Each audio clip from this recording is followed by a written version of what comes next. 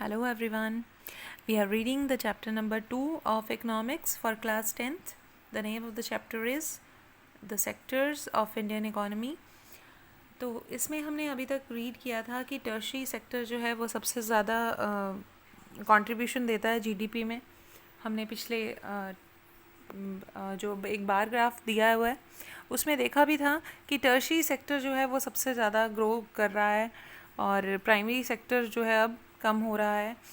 लेकिन अगर हम इस ग्राफ को देखें, graph number 3, share in the sectors in employment, ये एम्प्लॉयमेंट का शेयर है 1977 और 78 का और 2017-18 का. तो अगर हम इसमें देखें तो हालांकि जीडीपी में टर्शरी सेक्टर का रोल सबसे ज़्यादा है, लेकिन इसमें जो टर्शरी सेक्टर का रोल है वो उतना ज़्यादा नहीं बढ़ा है. बढ़ा तो है एज़ कम्पेयर टू 77 और 8 के.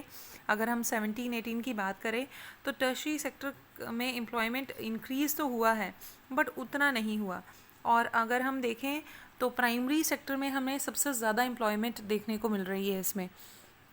तो ऐसा क्यों है? अगर टर्शरी सेक्टर इतना ज़्यादा इंक्रीज़ हुआ है तो उसमें एम्प्लॉयमेंट क्यों नहीं इंक्रीज़ हुआ, वो हम रीड करेंगे इस पार्ट में. तो let's read the topic. Where are the most people employed. तो हम ये देख रहे हैं इस टेबल में कि कहाँ पर ज़्यादा लोग एम्प्लॉयड हैं. Graph 2 present percentage of the share of 3 sectors in GDP. Now you can directly see the changing importance of the sector over the 40 years. तो हमने पिछले 40 साल का डाटा देखा था और उसमें हमने देखा था कि कैसे जो हमारी जो इम्पोर्टेंस है वो प्राइमरी सेक्टर से शिफ्ट होकर टर्शरी सेक्टर पर आ गई है और टर्शरी सेक्टर ग्रो कर रहा है बहुत ज़्यादा.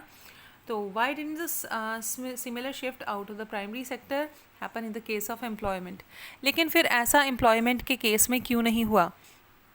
अगर प्रोडक्शन जो है टर्शरी सेक्टर में बढ़ी है तो एम्प्लॉयमेंट क्यों नहीं बढ़ा टर्शरी सेक्टर में उतना?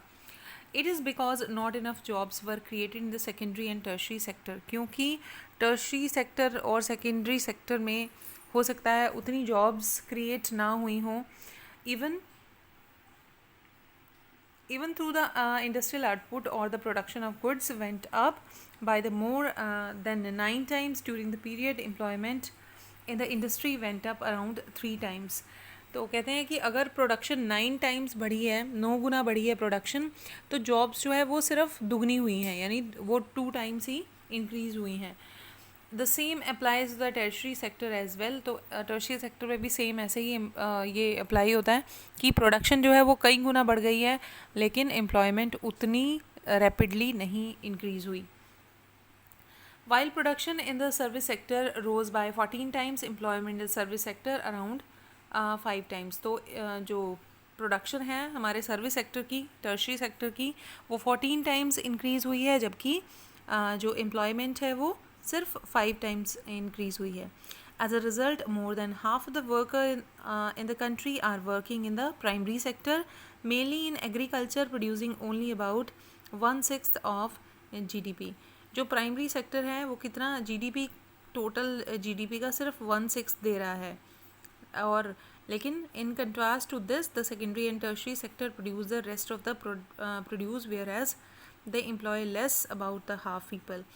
और 1/6 जो है वो हमारा प्राइमरी सेक्टर दे रहा है और 1/6 के जो बाकी बचा पार्ट है जीडीपी का वो हमारा सेकेंडरी सेक्टर और टर्शरी सेक्टर कंट्रीब्यूट कर रहा है. लेकिन बावजूद इसके जो एम्प्लॉयमेंट है वो सबसे ज़्यादा प्राइमरी सेक्टर में है rather than tertiary and secondary. Does this mean that the workers in agriculture are not producing as much as they could. तो इसके दो हम कंक्लूजन निकाल सकते हैं. एक तो ये कि प्राइमरी सेक्टर में जो लोग एम्प्लॉयड हैं, जो लोग काम कर रहे हैं, वो उतना प्रोडक्शन नहीं दे पा रहे. यानी प्राइमरी सेक्टर की प्रोडक्शन इसलिए कम है टर्शरी सेक्टर से और सेकेंडरी सेक्टर से क्योंकि प्राइमरी सेक्टर में लगे हुए लोग जो है उतना प्रोड्यूस नहीं कर रहे हैं.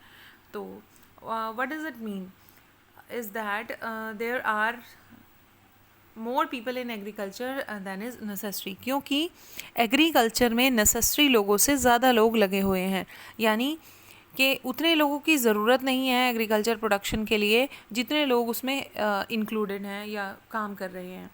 So even if you have more people have a few people out, production will not affected.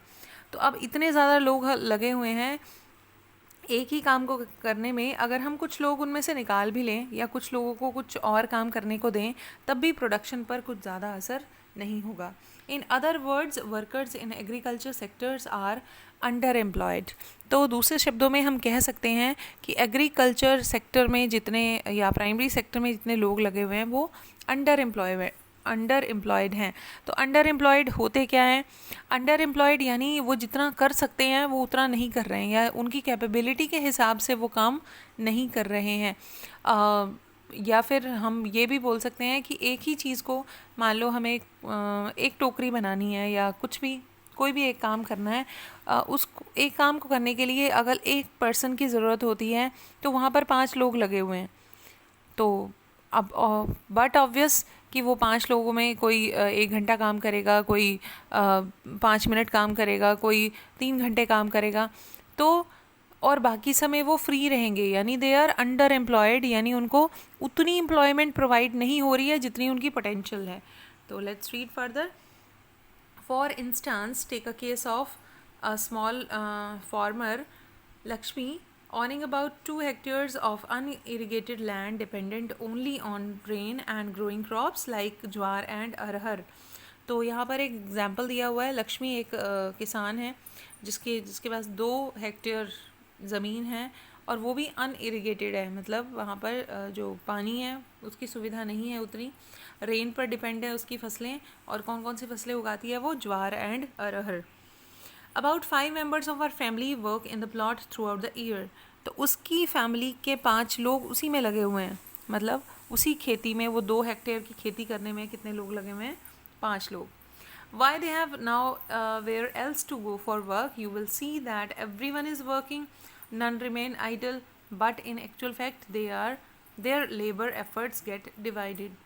अब आप देख सकते हो कि उसकी फैमिली में 5 मेंबर्स हैं, पांचों के पांचों जो हैं वो 2 हेक्टेयर की एग्रीकल्चर करने में लगे हुए हैं, लेकिन वो पूरा दिन काम करते होंगे? तो नहीं, उनकी जो लेबर है, उनकी जो मेहनत है वो डिवाइडेड है। Each one is doing some work but no one is fully employed. सभी कुछ ना कुछ काम कर रहे हैं, लेकिन फुली एम्प्लॉयड उनको नहीं कहा जा सकता। ऐसा नहीं कहा जा सकता कि 24/7 उनका एक जॉब है या 24/7 वो काम कर रहे हैं खेतों में। This is the situation of the under employment. तो इसी सिचुएशन को हम क्या कहते हैं? Under employment, where people are apparently working but all of them are made to work less than their potential. जब लोग जो है काम कर सकते हैं लेकिन उनको उनकी पोटेंशियल से कम काम मिल रहा होता है, तो उसको हम अंडर एम्प्लॉयमेंट बोलते हैं। This kind of under employment is hidden in contrast to someone who does not have a job. तो ये जो है हिडन होती है, छुपी हुई बेरोज़गारी भी इसको बोलते हैं हम।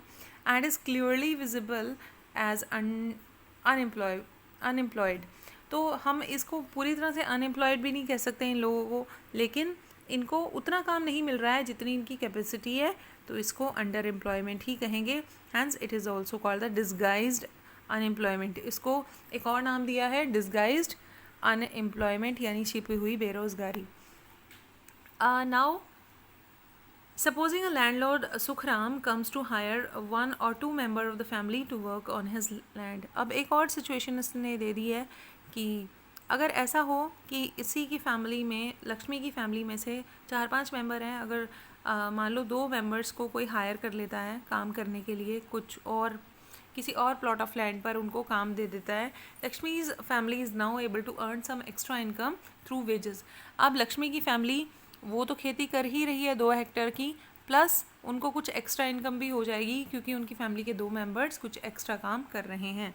Since you do not need 5 people to look after that small plot, 2 people moving out does not affect the production of their farm. तो 2 लोग अगर चले भी जाते हैं तो उनके फार्म की प्रोडक्शन पर उसका कोई भी असर नहीं होगा, प्रोडक्शन एज इट इज़ रहेगी।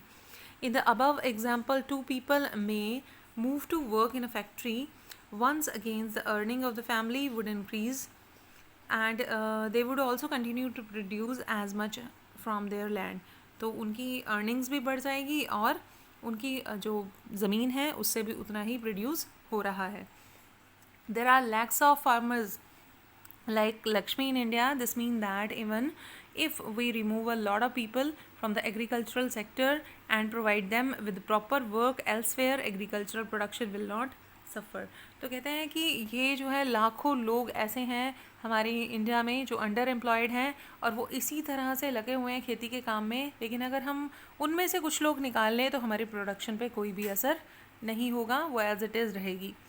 Agricultural production will not suffer. The income of the people would take up, other work would increase the total family income.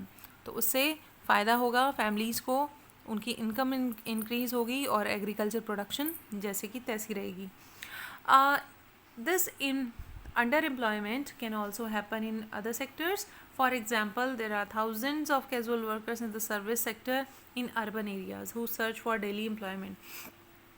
तो ये जो अंडर एम्प्लॉयमेंट है ये दूसरे सेक्टर्स में भी देखी जा सकती है, जैसे सर्विस सेक्टर का एग्जांपल यहाँ पर है.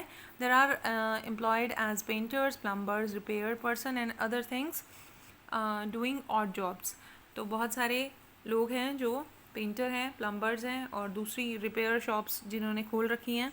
Many of them didn't find work every day. तो अब ऐसे लोगों को डेली जो है काम नहीं मिलता. जो पेंटर्स हैं मे बी हो सकता है कि उन्हें एक सीज़न में बहुत ज़्यादा काम मिले और एक सीज़न उनको फ्री रहना पड़े. Similarly we see other people to survive. Service sector on the street pushing a cart और selling something where they may spend the whole day but earn very little. तो हम कुछ लोगों को देख सकते हैं जो सड़क के किनारे अपनी दुकान लगाते हैं बट वो उतना अर्न नहीं कर पाते daily. They are doing this work because they do not have better opportunity. ये सब लोग जो हैं ये सब काम कर रहे हैं क्योंकि उनके पास इससे बेटर अपॉर्चुनिटी नहीं है. अगर होता इससे ज़्यादा अच्छा मौका तो डेफिनेटली वो भी अच्छा काम करते. तो जो हमारा नेक्स्ट टॉपिक हम कवर करेंगे वो है how to create more employment, और ये हम कवर करेंगे नेक्स्ट पार्ट में. Till then bye. होपफुली आपने अच्छे से अंडरस्टैंड किया होगा.